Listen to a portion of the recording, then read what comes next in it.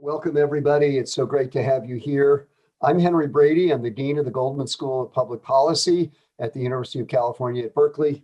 Um, we are going to have audience questions. Some questions have already been submitted when people registered, and we've got those questions. In addition, you can submit questions throughout the event via the Q&A button, which is toward the bottom of your screen. And that will open up a Q&A window, in which case you can put in your questions. So please do so.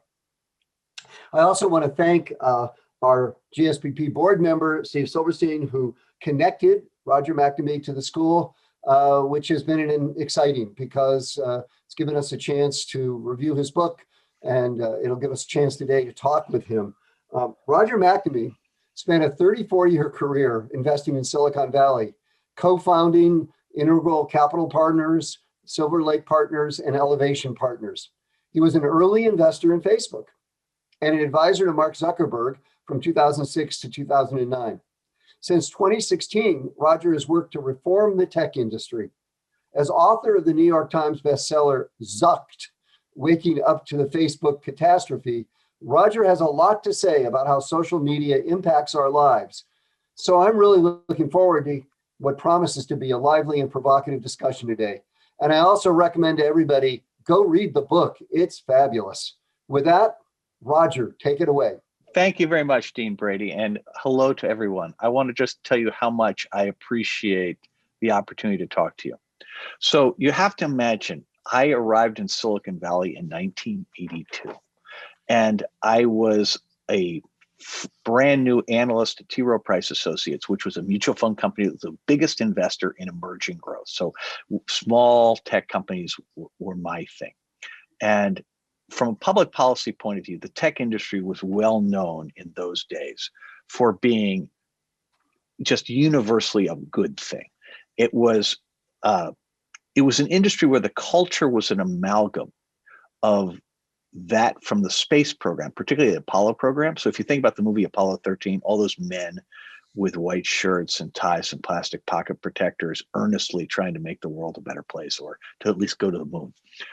That was one piece of it. And then the other piece of it was the hippie value system of Atari and Apple. And both of them were idealistic in the sense of using technology to essentially make the lives of the people who use that technology better. And that was the culture that lasted until about 2004. The industry underwent a dramatic change between 2000 and 2004. The internet bubble of the late 90s burst in March of 2000 and essentially undid everything. And the venture capital community went into retreat, stock prices collapsed, many companies disappeared. San Francisco, which for the first time had become a hub of technology, suddenly was a ghost town. And we were in this situation where the industry had to rethink its place in society, that it hyped up the internet in a way that was unsustainable, and that had not worked out, and the stock market had punished it. During that 4-year void, a series of things happened. From an industry point of view, the most important thing that happened was that one of the ground rules that had kept the industry on a good path was finally broken. From 1956, when digital technology really began as an industry, to 2000, the one constant was that engineers and entrepreneurs never had as much processing power, memory, storage, or bandwidth to do the things they really wanted to do. So in order to have a business, you had to find a customer and satisfy some need that was so pressing the customer would buy it now, even if it was only a partial solution. So the industry was based on this notion of small steps forward all the time. And products were limited in their scope because everything was so expensive and hard to do. Between 2000 and 2004, for all 4 categories, processing power, memory, storage, and bandwidth, the limitations essentially evaporated, at least in the world of wired networks. Suddenly you could design a global system. You didn't need to listen to customers. That changed a lot of things. but nobody picked up on it initially because the market had collapsed. The second thing that enabled was the creation of the predecessors to Amazon Web Services. So service companies that instead of where you could literally rent the capacity needed to build a web company, but you could rent it on a credit card. I cannot overstate how important this change was, because in the 90s, when you were doing the dot-coms, they'd have to spend $100 to $150 million on infrastructure just to launch a website. So the undertaking was not just expensive, it was expensive enough that it could only be done by seasoned people. Nobody would entrust $100 or $150 million in those days to a 20-year-old. You'd get somebody who'd already done it. And that limitation went away when you could use a credit card. Suddenly a 20-year-old entrepreneur could start a company with money borrowed from parents. And they didn't need a venture capitalist. They could do it with the support of an angel investor to grow the thing to some scale. So the cost of creating a startup collapsed by a factor of more than 10. And with that, the need to have experienced people. So the third thing that happened in that window was that the internet pivoted from a web, the World Wide Web pivoted from a web of pages, which is Web 1.0, to a web of people. Suddenly the focus went on to social. The first people to see the interconnectedness of these three things were the founders of PayPal, now known as the PayPal Mafia. So this is Peter Thiel, it's Reid Hoffman, Elon Musk, and the 8 or 9 others who were part of the founding team of PayPal. They initially created LinkedIn, they funded Facebook, and they brought to this new world, this world where you could create global products without listening to anybody, where you could found companies started by 20-year-olds that were all the employees that worked there came out of a dorm room where they'd all gone to college together, where you were going to focus on people and not on pages or businesses. They brought a culture with them that was not the intersection of the Apollo program and the hippie value systems.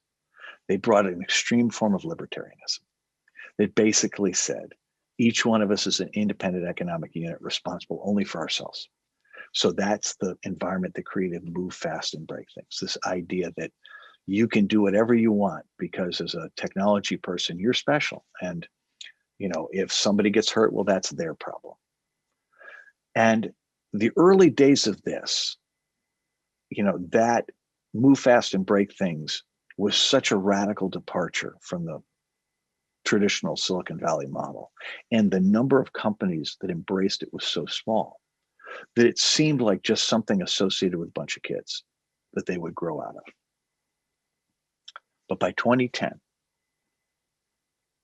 the early success of Facebook and LinkedIn, as well as Google, which adopted many of the same principles, caused venture capitalists to decide that hyper-libertarianism was a goal and that 20-somethings were the right people to hire as entrepreneurs, and that you could create companies that were based on this notion of disrupting huge industries by getting cheap Wall Street capital or cheap Silicon Valley capital and disintermediating traditional industries. So think about what happened with news for Google and Facebook, but restaurants with DoorDash and Uber Eats and all that.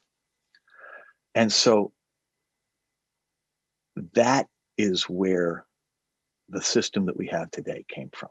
By 2010, this notion of disrupting the economy using cheap capital and data was really deeply ingrained. And where venture capitalists concluded that since the early people had certain sociopathic tendencies, that was actually something that you would embrace. And so they started to select for that kind of people So the value system changed. You know, in between 2000 and 2010, people were quiet about move fast and break things. But after 2010, nobody cared anymore. And so you'd start to have companies like Uber and Lyft, or Airbnb, where the starting assumption was the law for whatever industry they were in did not apply to them. They would just ignore the law. And if they got caught, they would cheat. Or you get a situation like Spotify, where the premise was they were going to create a company and they were going to use data to disadvantage one of the core constituencies in the economic system that they were involved in this case, musical artists.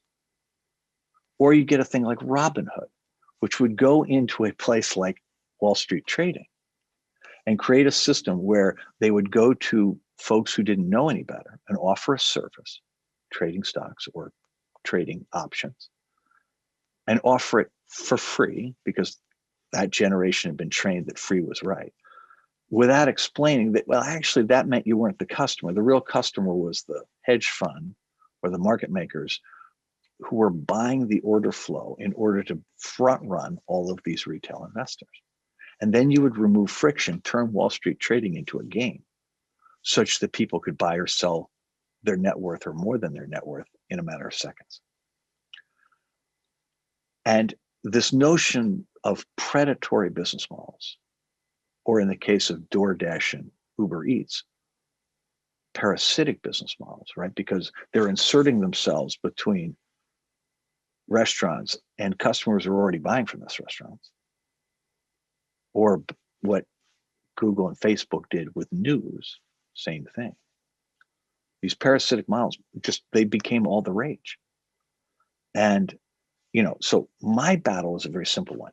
In 2011, having looked at Uber and Airbnb and Lyft and Spotify as a venture investment, I realized, oh my God, the culture of Silicon Valley has changed in a way I can't support. I like the old way. I don't like the new way. So I told my investors in 2012, I'm done. I'm only doing this one elevation fund, then I'm going to retire. And so I want you guys to just get ready for that. And the fund had 3 more years to run, but that was going to be it. And so I retired at the end of 2015, convinced that I'd passed my sell-by date. And Wall Street was doing this thing that I didn't agree with. But who was I to criticize it? It was not pretty, but it didn't look like the end of the world. And then immediately after I retire, like a month later, I start to see things going on Facebook, a company that I was incredibly close to between 2006 and 2009. I start things going on there that are like really dangerous. First, in the early primaries in 2016, hate speech being distributed through Facebook groups with advertising support that were just spreading hate speech virally in Facebook groups. I'm going, whoa, what's going on here? That's really evil. And then a company got expelled by Facebook for using the ad tools to gather information about people who expressed an interest in Black Lives Matter, which is a terrible thing to do to any group. But then they sold it to police departments who went and harassed the people. Now, Facebook did the right thing. They expelled the corporation, but not until the damage had been done. I mean, literally, I want to say hundreds of thousands of people had their personal identification information turned over to police departments for money. But in June of 2016, Brexit happened. And Brexit's where I realized, oh my God, you can use these ad tools to change potentially the outcome of an election. In that case, I didn't know that it changed it. But what was super, super obvious was there was an 8-point swing between the final poll the night before the referendum and the actual outcome. And there was only one explanation, which was one side had used Facebook in particular to spread massive amounts of disinformation. And that was brand new. And how much of the 8-point swing could you attribute to that?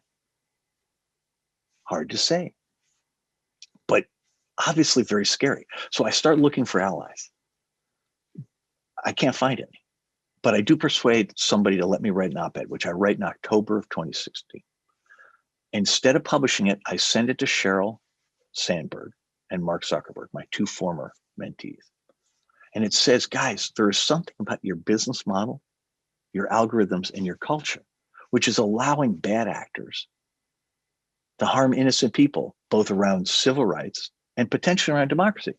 And you're in a trust business. This is going to be disastrous if it turns out this is systemic. And of course, let me just put it this way. I spent 3 months begging them to do the right thing. So I send this to them 9 days before the election. And I spend the next 3 months trying to persuade them to work with authorities to figure out not only what happened, but what parts of the culture, business model, algorithms caused it, and then make radical changes, whatever the cost. Because, I mean, no matter what, democracy and civil rights are more valuable than Facebook's stock price, right? And I just assumed they would go along with it, but they didn't. That's the point when I realized I had to become an activist. So I did a lot of research to understand what was going on. And the core thing for you to understand, there's a professor at Harvard named Shoshana Zuboff who wrote a book called The Age of Surveillance Capitalism. And Shoshana basically studied Google and Facebook, but started with Google because they invented it, from 2000 to the present, and analyzing this entirely new business construct. And the book is in many ways, the first time since Adam Smith's Wealth of Nations that somebody has described an entire economic system in a book. That was the first time anybody had ever thought about it. And here, Shoshana did this. And her point was that Google and Facebook are extraction businesses like energy or natural resource companies, or like private equity firms, that what they do though, instead of pulling, chopping down trees or drilling for oil or sucking the value out of newspapers or retirement homes, what they do is they convert human experience, your life, my life, everybody's life, into data. And they claim ownership of that data. And they use it to construct a data voodoo doll that is your entire life. So it's not just what you do on their platforms, it's everything you do in the real world where you touch a digital system and leave a footprint. So your location, all your health stuff, so medical tests and prescriptions, location off your phone, all your financial records, your genetic stuff, whatever you do on an app, anything you do on the web. And they construct this voodoo doll that's your entire life, but in digital form. And they use that to make predictions about your behavior. Now, they can sell that in the form of advertising, that prediction, or they can apply it directly, as they do now in some of their new businesses, as in, Amazon's work for law enforcement, or Google's work with the government on education or the military, or healthcare, or what Facebook's trying to do with currency, cryptocurrency. So the notion here is those predictions are immensely valuable, but they then take that same data voodoo doll and construct recommendation engines. And they use the recommendation engines to manipulate behavior. And so you say, well, what do you mean, Roger? Think for a moment about the thousands of people who are dying of COVID, who are convinced as they die that COVID is a hoax, and they're dying of something else. Now, if you actually study who those people are, you discover very quickly, it's not that they're dumb, and it's not that they're poorly educated. It's that the information space that they live in is more or less hermetically sealed and is based primarily on things that are not true. Think about the insurrection. Tens of thousands of people stormed the Capitol. Every one of them convinced that the election was wrongfully decided, notwithstanding literally hundreds of recounts and 61 lawsuits to the contrary. And yet those people were convinced. And incredibly, because there's been no accountability for it, that they still believe it. And you ask yourself, well, what does that have to do with these guys? Well, the reason that COVID has been such a problem in the United States is that the president was spreading disinformation, but it was amplified really intensely by internet platforms, particularly Facebook, but also YouTube, Instagram, Twitter. And in Facebook's case, the use of Facebook groups to organize anti-vax and other conspiracy theories, the way they trigger engagement, right, is to amplify this stuff. Now, why do they do that? Their business is based on our attention. You know, the data they get in public spaces, that's the public you when you're on your best behavior. The thing that Facebook in particular can get, and YouTube to a lesser extent, Instagram can get it as well, and I think TikTok will be able to get it also, is they can find out what you're like when you think nobody's looking. So when you're outraged or when you're afraid, the real you comes out. So if they can trigger that, that is incredibly valuable because almost nobody has that data. So it turns out that what they want to do to keep you on their platform to learn more about you is they want to trigger whatever emotions get you into that agitated state. For most people, there are three types of data that do that best: hate speech, disinformation, and conspiracy theories. Not because we like them, but because our flight or fight survival instinct kicks in. We have to look. It's a matter of self-preservation. And so for those people who are in these hermetically sealed worlds, so the COVID deniers, but especially the people who stormed the Capitol, let's think about this. Every one of those people who stormed the Capitol believes in some part, if not all, of the QAnon conspiracy. How do people come to believe QAnon? Well, the answer is conspiracy theories have existed for all time, but they've gone mainstream in the last 10 years because Facebook in particular has leveraged conspiracy theories along with hate speech and disinformation to maximize engagement and maximize its profits. And again, they don't do it consciously. It's just that they construct algorithms that are designed to command attention and trigger emotions. And it happens that hate speech, disinformation, conspiracy theories will always get amplified disproportionately in that environment. So they're doing that.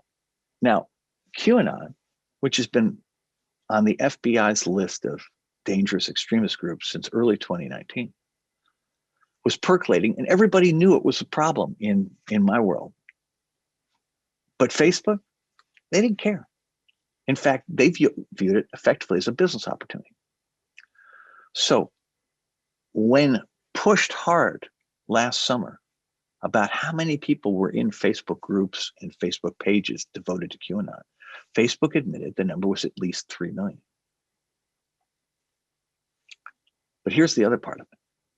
Separately, it was revealed by the Wall Street Journal that Facebook did an internal study in 2018 in response to a lot of government pressure to find out what role they played in polarization. And that study showed that 64% of the time that people join an extremist group on Facebook, the thing that pushes them into that group was a Facebook recommendation, which means of those 3 million people, it's actually 3 million plus, who are members of QAnon pages and Facebook groups. Facebook actually radicalized approximately 2 million. So, common thread of all the people at the insurrection is they're believers in QAnon. And Facebook radicalized ballpark 2/3 of them. Then, when Trump gives out the signal after the election that, stop the steal, things been wrongfully decided, Facebook groups pick that up, especially the QAnon groups.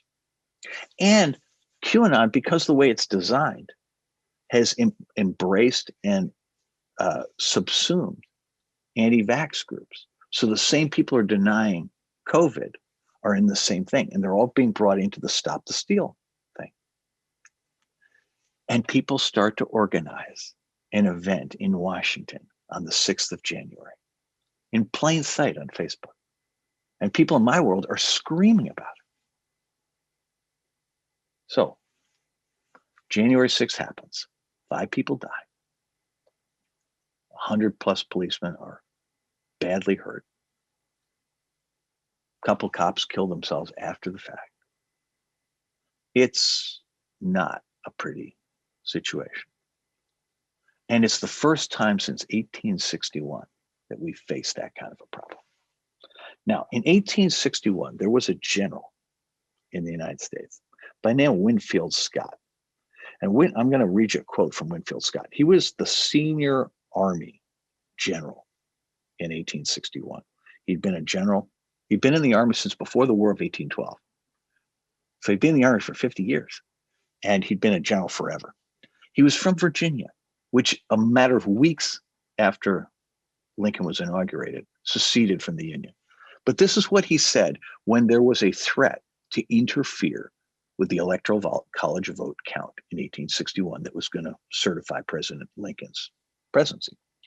He said, any man who attempted by force or unparliamentary disorder to obstruct or interfere with the lawful count of the electoral vote should be lashed to the muzzle of a 12-pounder gun and fired out of a window of the Capitol. He then went on to say, I would manure the hills of Arlington with fragments of his body, were he a senator or a chief magistrate of my native state. It is my duty to suppress insurrection. My duty.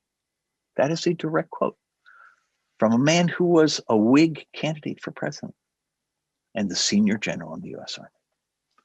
Now, they don't make them like that anymore. The problem that we face today from a public policy perspective is that public health in the United States, democracy in the United States, the right to self-determination in the United States, and the competition that makes our economy successful are all imperiled by internet platforms. And to say that policymakers have failed to respond adequately to this is a gross understatement. Winfield Scott would have known what to do with all of the members of the Republican Party that were part of Stop the Steal. But we do not know what to do. There has been no accountability at all. There may never be any accountability. And the reason I accepted this invitation is because I think that's a problem. I like the Enlightenment values of self-determination and democracy. Mark Zuckerberg and the founders of Google, they're engineers. They're not bad people, but they have a different value system. They believe that efficiency is the most important value. And so now that their companies operate at nation scale, there is an inherent conflict between their value of efficiency and the Enlightenment values of democracy and self-determination on which our countries are founded. That is not something that can be reconciled without public action. And that's a policy issue. Anyway, that's what I have to say. I would like you to view what I just said here, not as an argument for you to believe something, but take it instead as a thought experiment. Okay? Imagine that what I just said is all true. How would you behave if you knew it to be true? Because I'm laying out what I've learned, but I'm not certain about all of it. And we can talk about that now. But that's our opportunity for today. Let's just engage in this thought experiment and see if we can find a way to, resolve this peacefully. Dean Brady, your floor. I want to just ask to get a framework for thinking about this as a public policy problem. And you do that very well in your book. And I want to make some analogies here. In your book, you point out that one issue with these organizations is it's like the oil barons, John D. Rockefeller, who took over all the oil companies and had a monopoly. And therefore, what they did is they stifled innovation and they essentially price gouged and did things like that. In the case of these organizations, it's often that they get information for cheap prices, and that's how they're price gouging. Even though they seem to be free, they're not really ultimately free. So that's the first thing. The second thing you point out is that, in fact, they're getting a natural resource like the oil companies or maybe the people who cut down trees got, but they're getting it for free, and that's people's private data. And they're not paying for that at all. And yet that's an extraordinary resource to have a monopoly over. And then the third thing you say is that, furthermore, as they go along, they create toxic waste very often. They create oil spills. In this case, oil spills are situations where the platform is used for things like planning an insurrection. But there's many other things that have happened to minority communities around the world, in Sri Lanka or Myanmar. And that these three problems, it's a monopoly. It takes a resource and gets it basically for free.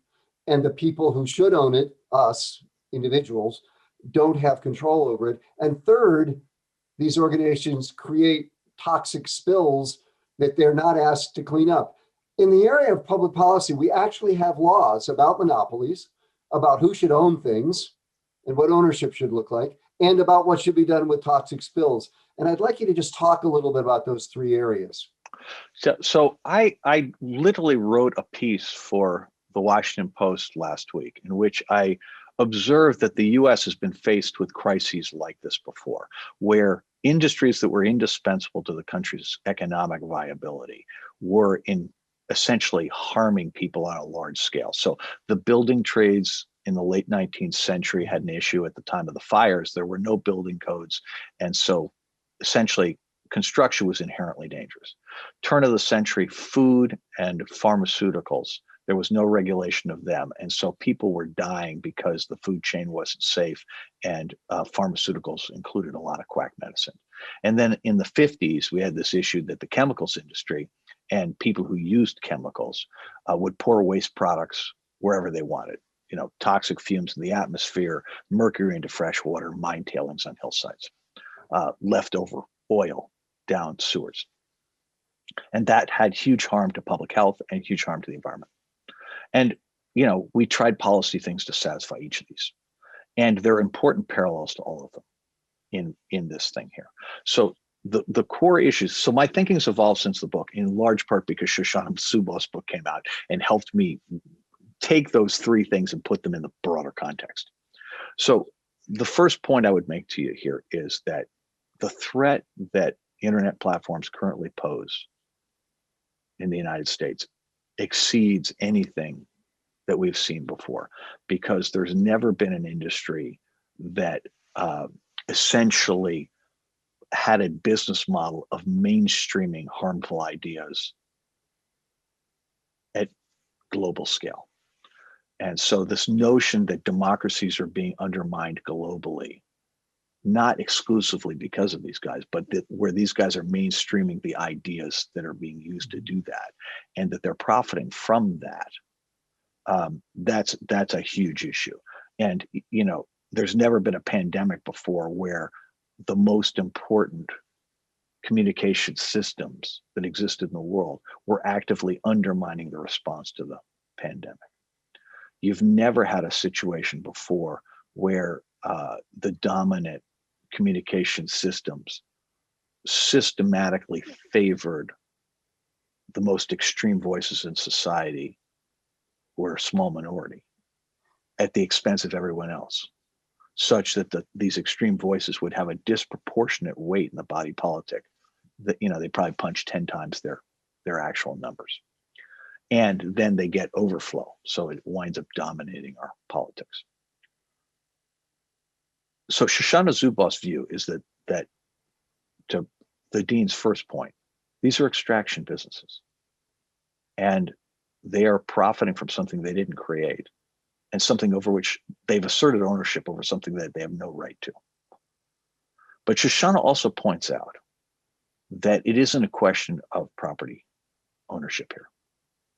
That data is not just about you and someone else. my data can be used to harm a lot of people, including people I don't even know. And because of that, she believes we should view personal data, that data voodoo doll, as a body part, like a kidney or a liver. We don't allow people to trade in their human body parts, nor should they be allowed to trade in data. That would be Shoshana's position. I strongly agree with that in principle. Politically, that's a heavy lift because it essentially wipes out the marketing industry as we know it today. At a bare minimum, I do think we need to recognize that there are certain classes of data that just should never be used. Health information should never be used commercially. I can give health information to a provider in exchange for a service, but that's it. And then it gets vaporized. It doesn't get sold, it doesn't get traded, it doesn't get used any other way. Same thing about location. Same thing about web browsing, right? We never allowed the publishing of people's video rentals. Why do we allow the publishing of people's internet browsing? I mean, there's actual laws against this stuff. We just don't enforce them. So that's one class of the problem. A second class of problem is the question of liability. This is an industry that has a unique situation because a law that was passed initially to protect it from nuisance suits has been used to provide a blanket immunity against all legal action stemming from content created by third parties. And it's been applied in ways that were clearly contrary to the initial intent. And this is no longer about protecting a little startup industry, it's about protecting monopolies. And they have no liability. So there's no incentive for them to anticipate or mitigate harm, either before they ship a product, much or afterwards. That has to change. So we have to have public policy to address actual liability. We have to have public policy. So that's privacy, safety, and then lastly, competition, where in the antitrust law is a very imperfect law to be applied here, but it has real usage because these companies are a product, they're an infrastructure that supports the product, and they're an advertising-based monetization engine. And then they are lots of categories horizontally using all those things. And so I think you have to bring kind of a tic-tac-toe model and break them up both vertically and horizontally. So Google might become 250 companies.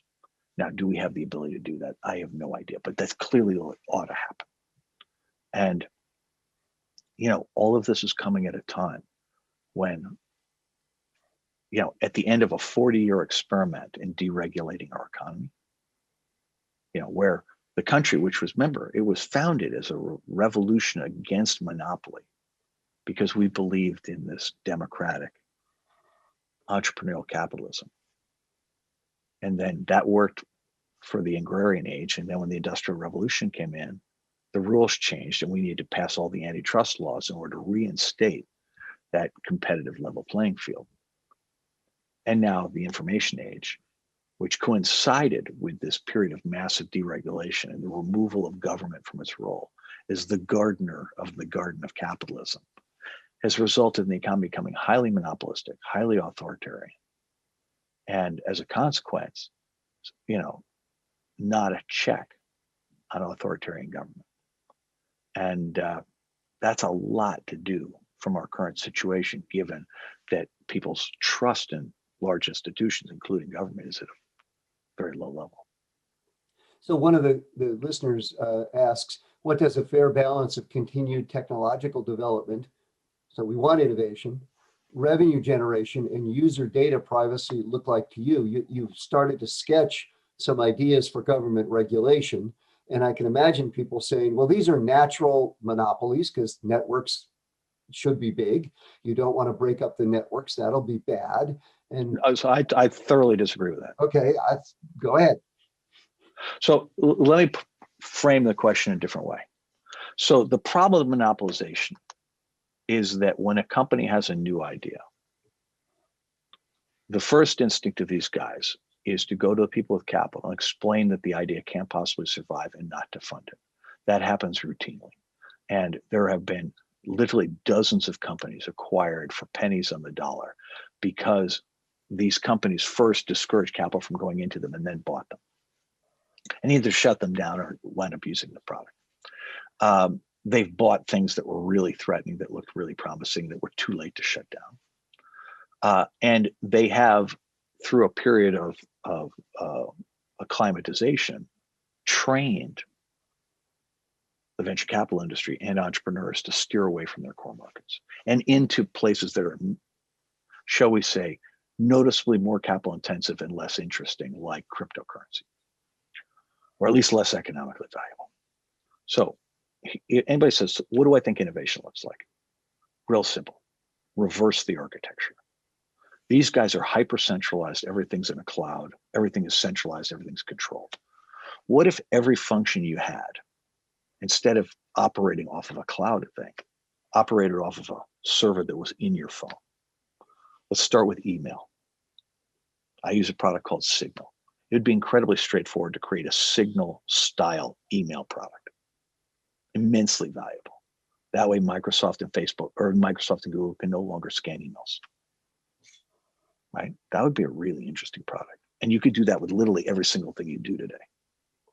Now, would you say, would that be innovative? I'd say, well, gosh, if you're completely protecting my privacy and I'm not giving up any data, that seems really innovative to me.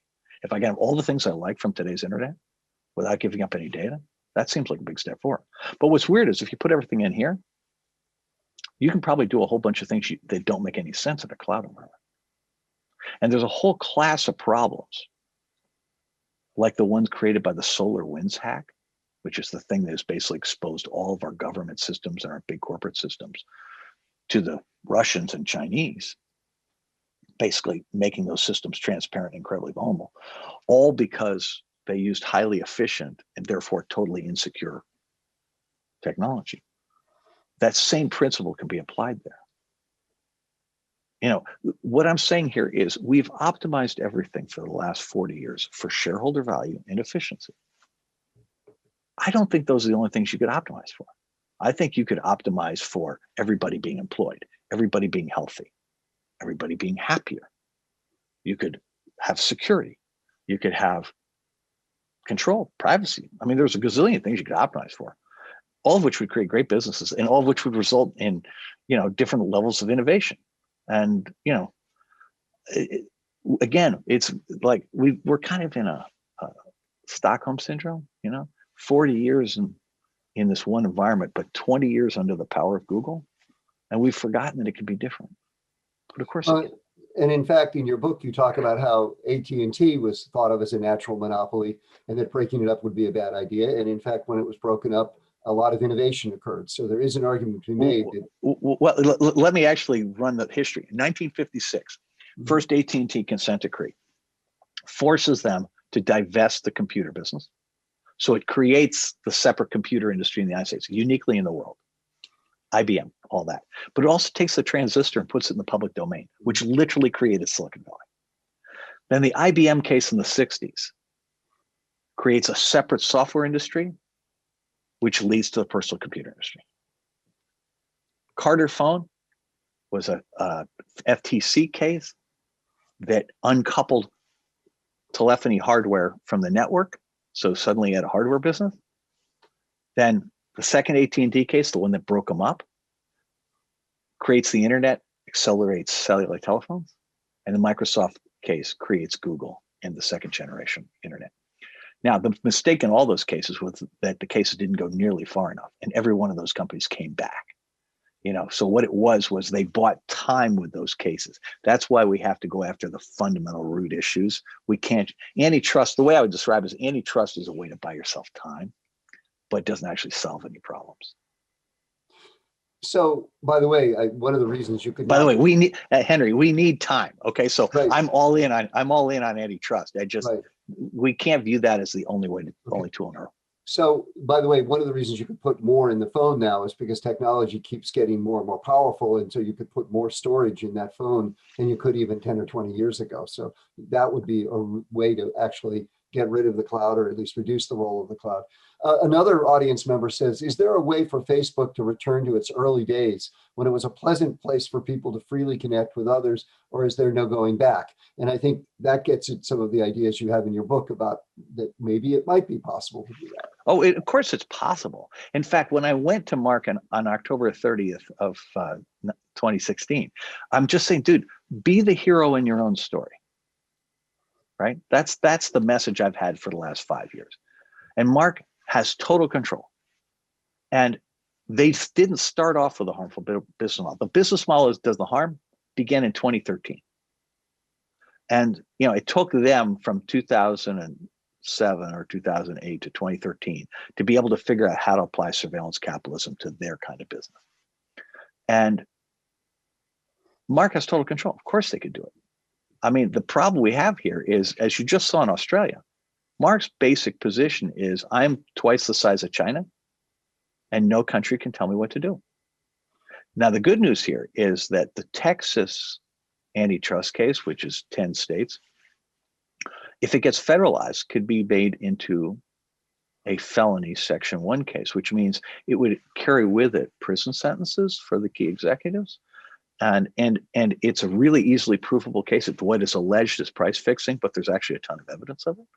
And that would change the negotiating position. That would create the incentives for Mark and others to be more cooperative. There's also a chance to do the same thing with securities law, because they've been grossly overstating ad views, ad duration, and user counts, which means they've also been overstating their revenues. And in that case, again, the jail sentences with that get to be really big. That's Enron territory. And so they have broken the law. Well, let's put it this way. I would allege they have broken the law. I can't personally prove it, but there are cases about that are in process. And from my point of view, I don't want to see them in jail. What I want to see them do is fix the problem. And but at the end of the day, they've had a lot of opportunities and they have resisted them. Let's talk a little bit about the relationship between these companies and the news media.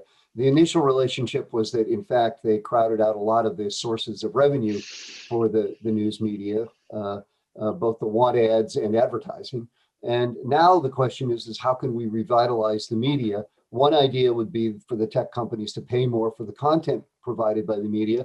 But one of our audience members asks, if the tech companies pay the media for content, or if the source of money for the media come from the tech companies, doesn't it neutralize the media's incentive to be critical of the hands that feed them? Sure looks that way to me. So how do we my do it? hypothesis is we need to rethink the role of media. I think that the role of media in our society is to be a countervailing force to power. And when I was a kid and when the dean was a kid, there were 5 countervailing forces in our society. You had big business, big religion, you had labor, you had the press, and why am I forgetting the 5th one? It'll occur to me in a second. The government, sorry. So 5 big forces, right? And it was hard to get more than 3 of them together at any point in time. But since 1980, we systematically wiped out the power of unions, and we've wiped out the power of the press. And the Republican Party has gotten a big part of the religion market together with their part of government and basically all of big business. So there's no countervailing forces to power today. I believe that news isn't about what you report as a story. It's about the certainty for public people that everything you say is being tracked and is accessible at any time. So think David Fahrenholtz Pulitzer Prize winning reporting about Trump's charitable giving, right? None of that was taking place in real time. He just went back and looked at data sets. So the thing I've proposed to Wikipedia and to Apple is that we create a system that essentially the old news media, the thing we can't get back, was based on having a monopoly of local advertising. That's gone. There's no way to get that back. There's no way to have the kind of news organizations that exist today in every market in the United States. For most markets, you have to rethink the whole thing. And the key thing is to take the cost down. And it's less about what you print and distribute than about gathering all public documents and all public records and making it available in a single secure thing that looks like Wikipedia. So, and you can do a lot of that with volunteers. They just literally go to the meeting of the school board or the city hall with an iPhone. They record it. They also get the transcript. They get the minutes. They get all the public docs. And that's then submitted. You have the equivalent of Wikipedians who guarantee quality control and they weigh in, right? We keep tabs and the people bring the stuff in so you can track who does a good job and bad job. Then the other side of the thing has journalists or anybody who wants to look. And it's got all these signals built into it so you can see where change occurs or where meetings are not happening, right? Because it's about the harsh sunlight on bad power. And so that's one end. And at the other end, my proposal was to have Apple recraft Apple News to focus on local first. So instead of the thing being national and trying to extract rents from everybody for a product that demonstrably sucks, what we really want to do is empower individual journalists as well as news organizations to create content, in this case, actual local reporting on your community, so that looking at your zip code, you would get the stuff about your local community that was there. And you wouldn't need a whole newspaper company to do it because Apple would take care of the distribution. Now, would it be a business? No, you probably need a lot of philanthropy because you need to have 3,007 ombuds people, because that's how many counties there are in the United States. And that's almost certainly got to be supported philanthropically. But the critical thing is you're reducing the cost of the reporting, probably by a factor of at least 3. And you're taking distribution from being prohibitively expensive to something everybody can afford. You say, well, it's just Apple. And I go, yeah, 48% unit share in North America, but way more than 60% of all the people who consume news in print. So it's a good start. Not a complete solution, but that's an idea. So that's one way of thinking about the problem. I think what's going on in Australia is not about paying for news. I think it's an attempt by Australia to implement an antitrust thing. And, Rupert Murdoch's power in Australia was done to the benefit of news organizations. But it's really about Australia saying, these guys are too powerful. We have to bring them down a peg. And this is the one tool a country our size has. And I agree with them on that. Well, and in fact, that does lead to the question of where is the power going to come from to try to harness these institutions in better ways? And it's hard to believe it isn't going to be government. And yet we start worrying if the government gets too involved in the knowledge production industry, because we look at authoritarian governments where, in fact, when governments do that, they try to feed their people information. Super important point. And misleading. And so we're on the horns of a dilemma. Yeah, but to be clear, the tool that they're using are these tools. Mm-hmm. Right? These tools are the authoritarian's absolute best friend. And I would argue that the presence of these tools at this scale dominating our information space makes it an absolute certainty we will be an authoritarian country within 10 years if we don't make radical change. It almost happened January 6th. Right. And, we're literally a millimeter away from that. And so I believe I don't want government regulating these guys. I want government ending this business model. We do not allow Ponzi schemes. We do not allow the sale of body parts. Okay, I don't want to allow surveillance capitalism. And I don't know what the path is for getting there, but I want to get there as quick as possible. I want the way that these guys control people to be taken away from them and to take away from everybody. I don't sit there and say, if you're a little guy, you can do this. No, nobody can do this. No, make a smartphone-based email system. Do something different. But if we're not willing to do this, what we're really saying is we're perfectly happy living in a world that they absolutely control. And remember, their goal is efficiency. So they will, over time, encroach on your ability to make your own choices, and they're for sure going to control the government.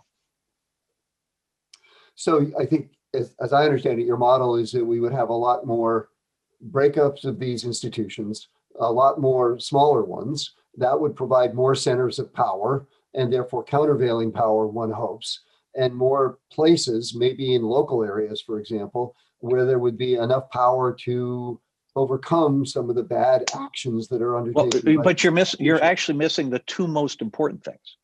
I am prohibiting the business model that they use. That's first. And then secondly, I'm making all people who work in tech companies accountable for the work that they create, personally accountable for the harm. Mm-hmm. I'm changing incentives completely, right? That's my goal. The critical thing about antitrust is it buys you time to get the other things to work, but it does not solve the problems. It never has, and it won't here. Okay. But that's not an argument against it. It's a tool. This is just like Australia grabbed the one thing it had.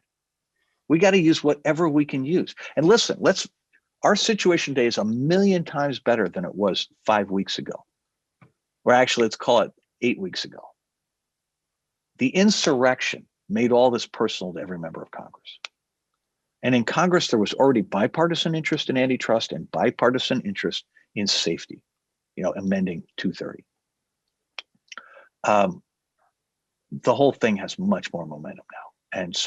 And the Biden administration, the January 6th had a huge impact on them. And, they haven't yet done anything that makes me really unhappy. In fact, they've done a million things that I think are amazingly good. And so I'm modestly hopeful, but not yet optimistic. And, but I think folks like you guys, this can be your whole career. You're in graduate school at exactly the right moment. You got a chance to change everything.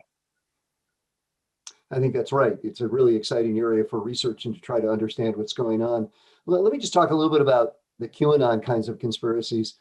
Could you say a little more about exactly how you think those might be stifled by the approach you're taking? And who should be accountable for the veracity and hate speech among news outlets or so-called news outlets online? Should this be at the state or federal level? And exactly how can we somehow stop that particular aspect of what we've got out there? Because a lot of that's just about connectivity. It's not about the personal data. It's about connectivity. I think that, no, actually, so let's be clear on a couple of these, but let me come to the core points here. Okay. I think we have two huge problems with conspiracy theories today. The first is that genuine conspiracies are uniformly successful today. If you look at the insurrection, the people who instigated the insurrection will almost certainly get away with it. Boeing had a plane catch fire the other day. Its third one of that type in 2 or 3 years. It previously had the 737 MAX. Both of those are the result of conscious management choices.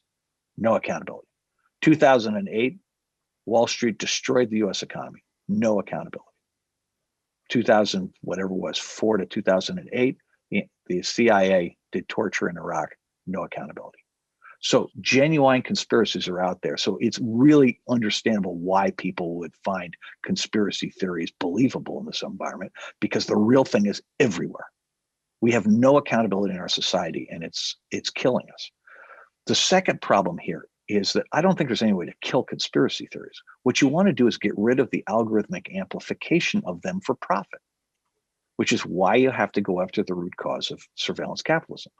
You have to get less data, so it's harder to target people, and then you have to take away the ability to amplify hate speech, disinformation, conspiracy theories for profit. Again, don't think about this in terms of like we're going to create an FDA or we're going to create, a Securities and Exchange Commission. These guys are way too smart for that. Things change too rapidly.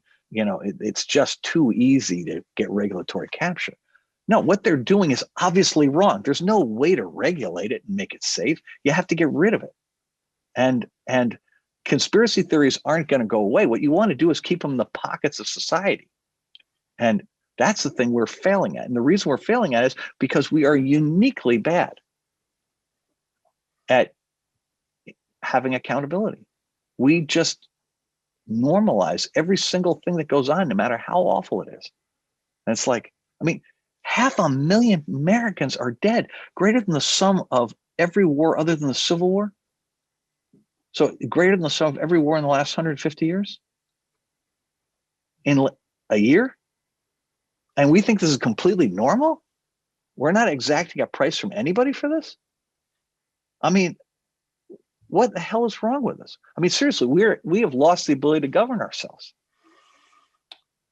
Well, that sounds like a challenge for public policy schools, to say the least. I want to thank you, Roger McNamee, for really an extraordinary tour through your thinking on these topics. I really recommend Roger's book, Zucked. easy title to remember, Zucked. And it's a really revelatory excursion through If what's there are been more happening in questions, America. if there are more questions, submit it to the dean. I'll answer as many of them as I can. Okay. Thank you. So I want to thank the Journalism School, which co-sponsored this event with the Goldman School of Public Policy. Perfect event, as you can see, for both the Journalism School and for the Goldman School of Public Policy. We'll have more events like this. And in fact, this particular event will be available on UCTV. That's www.uctv.tv/public-policy. And we have all of our events up on that source, and you can watch it there. And this was so replete with so much wonderful information. I'm going to watch it again just to make sure So I get it. Can I give you one parting thought? Just Sure. remember, treat this as a thought experiment. I'm not asking you to believe everything I say. What I am asking you to do is to imagine what you would do differently if what I was saying was true. Okay? Great. Just treat this as an academic exercise. See how far you get. I think it's much more than that, but thank you very, very, very much. We My really pleasure. appreciate it. Thanks for having me. Event. Thank you, Roger.